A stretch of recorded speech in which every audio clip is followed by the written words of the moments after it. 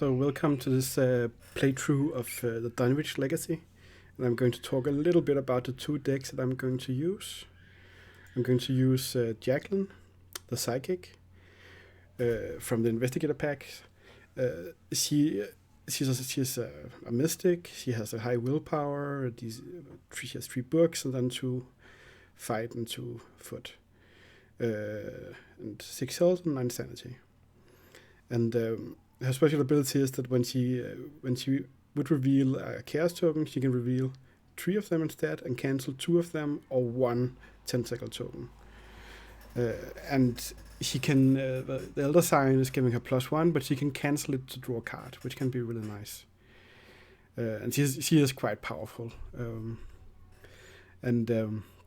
She's going to be a clue getter. In her deck, I have added 1 sign magic, which gives us it trades a hand for a mystic slot, and I really just want to try the upgraded one because it sounds kind of fun. Where you get more uses out of spells. You can use 2 spells instead of 1. She's a clue getter, so she has two rights of seekings that we've seen before. Where if you pull a symbol, you're going to end your turn, and it gets us 2 clues, and she can avoid those. Okay, she has a shriveling to deal with enemies. She has a 6th sense, which we also seen before. It can also be used to get clues from other locations, but just to give her some staying cluing power. We have a crystal pendulum to give us +1 head, and it gives us the ability to guess what the test will end up at, and draw a card if we're correct. For economics, we have Robes of Endless Night, which can be used to cast spells cheaper. It also gives us 2 health points, which could be useful. We have Olive McBride, who kind of does the same thing as Jacqueline. You reveal 3 tokens and you can cancel 2 of them. You can cancel 1 of them and choose 2. We have her special power, which makes her able to use her power twice per round. I also added 2 arcane researches because you need the experience points when you're a mystic. So we get 2 mental trauma and 2 extra experience points to upgrade things for. And for events, we added 2 delves to deep to get a bit more experience points because the Dunwich Legacy doesn't have that many experience points, so hopefully it can help us a bit. I have 1 deny existence, who can just cancel out different effects from the game, like discarding cards or lose resources or actions or take damage in horror. We have 2 Drawn to the Flame, where you can get 2 clues by drawing an encounter card. Read the signs, where you can do an investigation check with your head and book and ignore whatever it says on the location card, and then you discover 2 clues. We have Spectral Razor for dealing with enemies. We have a Voice of Ra, which is an economy card, where you reveal 3 random tokens and you can use Jacqueline's power at this, and then for every symbol you reveal, you get 2 resources. And we of course have a Ward of Protection to cancel out those treachery cards when they appear. They also gave her Guts, just in case. And 2 Promises of Power, which adds 4 question marks, and you just have to add a curse token to the back.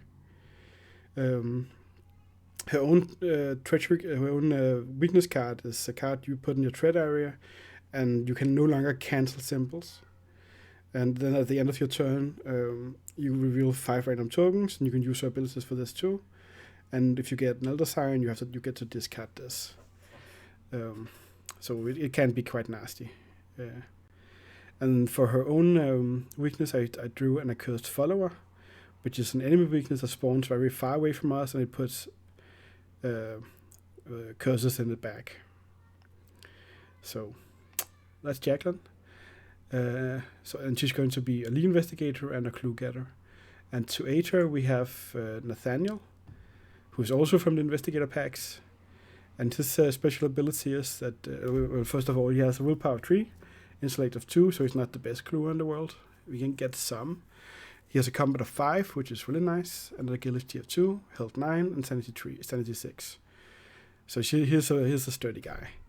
And his special ability is that when you use an event or fight ability on an event, you can use his ability to deal 1 more damage, and that's per phase.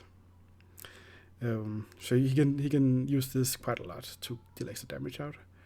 And if he draws Elder Sign, then he gets +1, and he gets to return an event from his discard pile. Here I only stuffed very few assets into his deck, so let's see if this works. I did try it out, and it seems to be working. He has 2 boxing gloves, which takes up both hand slots, and it gives you +1 fighting, so he's a 6. And when you kill when you defeat an enemy, you can use it to search the top 6 cards for Spirit card, which is most of his event cards. I did give him 2 guard dogs just to be safe, because it's nice to have a little bit of soak. Then we have a special card who is an ally, it's his brother. Cost 2. It can add a head or a book and have a wild symbol. He has 1 health and 3 sanity. And when you play him, you can either heal 3 damage or search your deck for a weapon asset. Which in this card would be the boxing glove. So it's kind of to get these boxing gloves. Then we have a physical training, which you can use to boost or hit or fight for money. Then we have a bunch of events.